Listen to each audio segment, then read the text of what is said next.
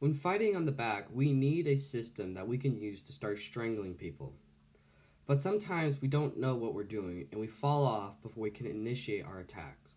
Well, overall, there are 3 different back attack systems that we can use. And hopefully in this video, you'll know all 3.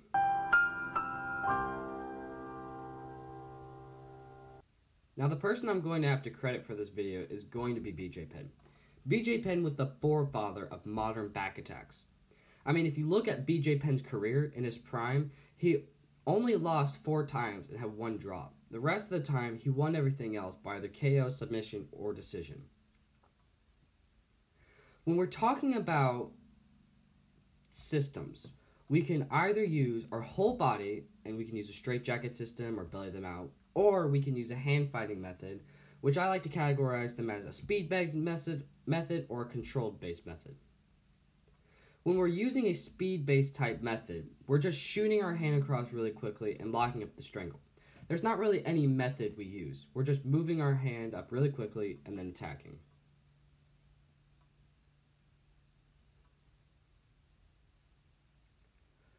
We can see when Craig Jones is attacking the back, he switches to the underhook side, and he uses a cross grip in this example to shoot the strangle hand across. And then once he's across, he switches sides and pushes with his locking hand, which helps him get the strangle and overall the submission. And here's a better example of what I think Craig Jones was trying to do. He was trying to get 2 cross grips and control the hands directly. And then once he was controlling the hands directly, the hands couldn't interfere and he could just switch across really fast. Now, I think someone who attacks the back extremely well in a controlled-based method is Ethan Crelinsten. And in this example, Ethan is integrating both the overhook and underhook side of the back attack. And you can see here he switched from being on the underhook side to the overhook side. And that's what he used as a way to finish on the back. Now let's look at the pros and cons of each. The pros of using a hand fighting based method is we have the element of surprise. No one's going to see this coming. It works on both the overhook and underhook side. Our legs can be used as control as a body triangle or a high ball ride. There's not really any setup required. You can just clear the hands and go. And it's a very skill-based attack. The person with more skill in the hand fighting is going to win. As far as cons go, we're using our hand fighting based method. It's much easier for our opponents to escape because we're having to unlock our hands, and we use it, and it makes it easy for our opponents to use turning escapes. It can also be a nuisance when we're attacking the back because if the person is way stronger than you, they can have a death grip, and it's extremely energy and time consuming to lock up a strangle. When we're using a hand fighting based method, there's no secondary plan. You can switch off to an armbar and the rear naked choke. You don't really have options. And this is a very dynamic position. Once your opponent starts escaping, you're going to have to lock your hands again for control. And lastly, we're carrying body weight. And while it may not feel like it, you are slowly exhausting yourselves. Let's look at the second family of back attacks. In my opinion, this is the best system because we're using our whole body. And in this example, Craig Jones is using the belly down system. And you can see this is just brutal. This is not a place you want to be. And Craig Jones uses the brutality of this position to help feed in his strangle hand. And then once he's fed his strangle hand in, he doesn't mind carrying body weight because the match is about to be over. Some examples of the belly down position is when your opponent is turtled and you have 2 hooks, we can use double underhooks. And we can use these double underhooks to belly them out. And this is just brutal.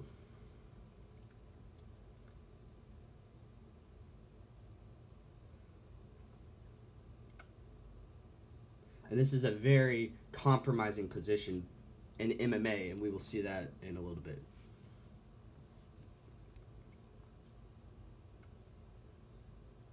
Another example is when we're in the chair sit position from mount. We can use our head as a base and use our leg to kick our opponent's opposite leg, and we can use that to enter down the belly down position. And this is something that I think BJ Penn did really well in his MMA career. He was really known for belly people out, and he would use it as a striking position to tire people out. And once they were tired and too busy of getting punched, he would then let them get to their side and carry body weight, which he would then incorporate the second family, or the second variation of this family, which is trapping the arm. And when we're trapping the arm, a very common sequence is to use a straight grip. And once we have a straight grip, we can feed that straight grip to our cross grip. So on the underhook side, if it fails to trap, we can feed it to a cross grip. And once we fed it to a cross grip, this is much better control, and it's much easier to trap the hands. And once we've trapped the hands, we can then, it's a one hand versus one neck, and you'll always win this fight, unless your opponent's very stocky, which it just will take longer.